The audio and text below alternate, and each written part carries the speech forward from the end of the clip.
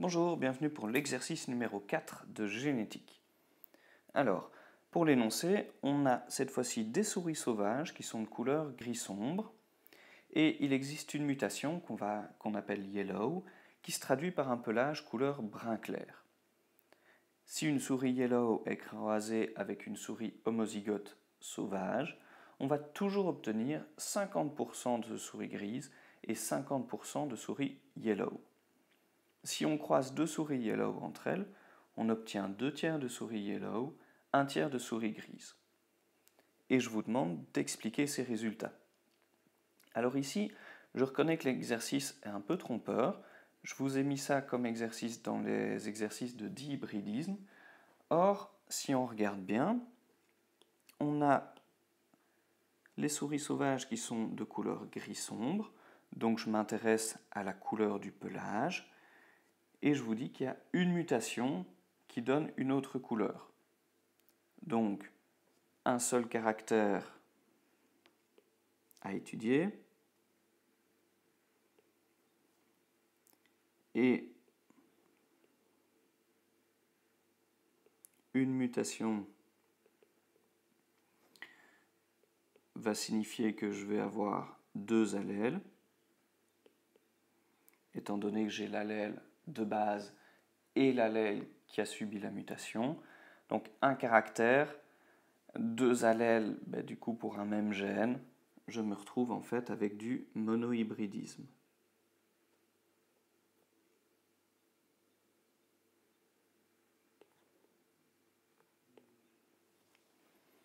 Alors, une fois qu'on a trouvé ça, qu'on a affaire à du monohybridisme, on va pouvoir regarder un peu plus ce qu'on a. Alors, on vous dit qu'une souris yellow est croisée avec une souris homozygote sauvage. Homozygote sauvage, le sauvage est couleur gris sombre, donc je sais que dans les allèles qu'elle va posséder, ça va être gris sombre, gris sombre. Et j'obtiens toujours 50% de souris grises et 50% de souris yellow. Alors, mon homozygote sauvage, je vais vite mettre gris. Gris, évidemment, ça ne prend pas en compte une notation de dominance ou pas dominance, parce que pour l'instant, je ne le sais pas. Mais au moins gris-gris. Le yellow, lui, soit je vais être yellow, yellow, soit je vais être yellow, gris. D'accord ? Pour l'instant, je ne sais pas lequel des deux c'est. Alors, j'obtiens toujours 50% de souris gris, 50% de souris yellow, je disais. Ça veut dire que j'ai clairement pas une dominance du gris. Parce que lui va donner tout le temps gris.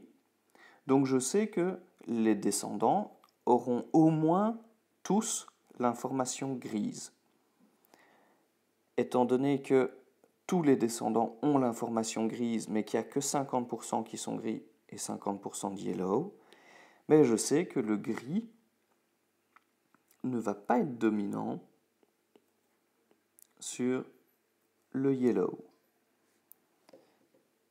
Alors, si jamais ma souris yellow est, on va commencer par le homozygote, yellow, yellow, ça veut dire que elle donne yellow, lui donne gris, et que tous les descendants sont yellow, gris. Donc, ils auraient tous le même génotype, mais il y a 50% qui seraient gris et 50% qui seraient yellow. Ça peut être possible dans le cas où on a affaire à une différence entre les sexes.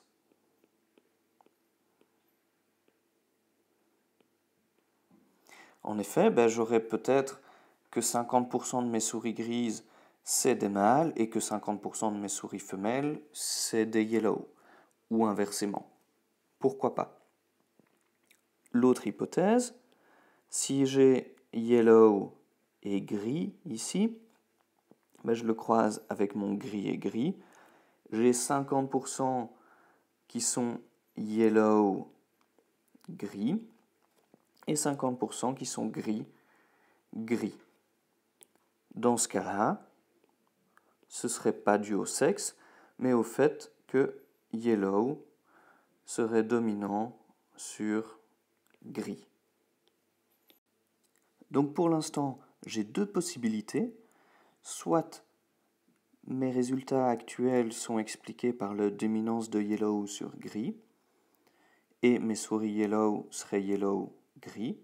Soit c'est une différence expliquée par le sexe, et ce serait le yellow qui est bien yellow, yellow.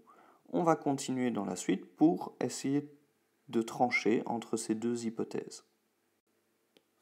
Si on croise deux souris yellow, je vais obtenir 2 tiers de yellow et 1 tiers de gris. Alors, ces proportions de 2 tiers, 1 tiers, ça doit vous taper dans l'œil et vous dire il y a quelque chose qui se passe. En effet, je sais que dans le monohybridisme, si je croise deux individus, je peux par exemple obtenir 100% d'un phénotype dans la descendance, et à ce moment-là, c'est une dominance. Je peux obtenir des phénotypes intermédiaires. Dans ce cas-là, j'ai une dominance incomplète ou une codominance. Je peux aussi obtenir 3/4 de l'un et 1/4 de l'autre lorsque mon individu de départ n'était pas homozygote. Mais en tout cas, 2 tiers, 1 tiers, c'est pas dans les chiffres habituels. Donc, il doit y avoir anguille sous roche. Alors, revoyons un peu les hypothèses qu'on avait faites. La première, sur le sexe. Est-ce que c'est le sexe des individus qui change pour les couleurs? Ce serait bizarre de trouver déjà une proportion de 2 tiers, 1 tiers. Pourquoi est-ce qu'on favoriserait l'un des deux sexes? Mais en tout cas, ce qui poserait problème, c'est que venant de yellow, yellow, j'obtienne des souris grises. Donc sans information génétique grise, le phénotype gris apparaît. Ça semble un peu compliqué, on va l'exclure. L'autre hypothèse, je pars d'individus yellow sur gris, donc d'individus hétérozygotes. Il y en a un qui était dominant. Alors, si je fais ça, si je fais mon petit tableau de croisement, l'individu 1, il va être capable de donner yellow ou bien de donner gris. L'individu 2 également, yellow ou gris. Mon tableau, je vais avoir yellow, yellow, yellow, gris, yellow, gris et gris sur gris. Ok, ça, j'ai les différents trucs, mais si je regarde, j'ai 3/4 de yellow, 1/4 de gris. Donc, ça ne correspond pas à mes 1 tiers, 2 tiers. Par contre, en fait, on n'y est pas très très loin. Parce que si on regarde 1/4, c'est les gris, c'est celui qui est le moins présent. 1 tiers. C'est comme si lui on le gardait et qu'il y a un des 3 autres cas qu'on ne gardait pas. Comme ça, par exemple, si je supprime n'importe lequel des 3, admettons ici, je retire lui, je vais bien avoir un yellow et un gris. Donc 2 tiers yellow, 1 tiers gris. Ok, c'est peut-être pas mal comme idée. Maintenant, lequel des 3 cas je vais supprimer? Eh bien, étant donné qu'il va me falloir garder 2 de ces 3 cas, les 2 qui sont semblables, c'est les 2 ici, et celui tout seul, c'est celui-là. Alors, on essaye. Si celui-là disparaît, j'obtiens bien 2 tiers de souris yellow, 1 tiers de souris grise. Ça devient plus d'écart. Donc j'ai 2 tiers et j'ai 1 tiers. Là, ça correspond. Alors, qu'est-ce qui peut expliquer la disparition comme ça d'un des génotypes? C'est le fait qu'il soit létal. Yellow sur yellow est un génotype létal. Il conduit à la mort de l'individu. Si j'ai ça, en tout cas, au niveau des nombres, ça peut correspondre. J'ai bien mon explication pour mes proportions un peu étranges, 2 tiers, 1 tiers, parce qu'il y a la 4e possibilité qui est éliminée, et j'ai bien, du coup, une dominance de yellow sur gris. Alors, on va un petit peu réécrire ça et refaire un tableau. Alors, j'explique mes résultats donc par une dominance de yellow sur gris. Yellow est dominant sur gris, donc grand Y pour yellow, petit y pour gris. Et j'ai la présence d'un génotype létal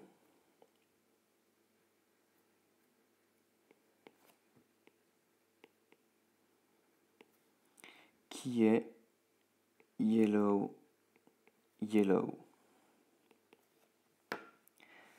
Avec ça comme idée, lorsque je fais mon croisement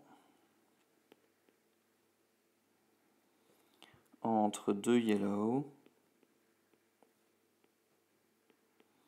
entre 2 individus de phénotype yellow, donc les 2 individus, leur génotype, c'est yellow sur gris, étant donné que grand Y sur grand Y est létal. Donc lorsque je dois faire le tableau de croisement, mes 2 individus sont capables de donner les 2 informations génétiques, donc grand Y ou petit y, grand Y ou petit y.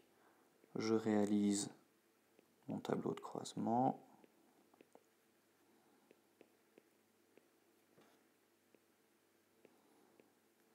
Ok, j'élimine le génotype létal et j'ai bien 2 tiers de Y, de grand Y et 1 tiers de petit y, c'est-à-dire de souris grise. Donc ça me permet d'expliquer les résultats étonnants que j'avais. Et ce n'est donc pas lié au sexe, malgré les 50%, 50% qui pouvaient peut-être y faire penser. Voilà, c'est tout pour l'exercice numéro 4. Alors, ce qu'on en retient, c'est d'essayer de ne pas oublier que les exercices peuvent aussi être du monohybridisme. Il n'y a pas toujours 2 caractères ou il n'y a pas toujours 2 gènes liés à un caractère.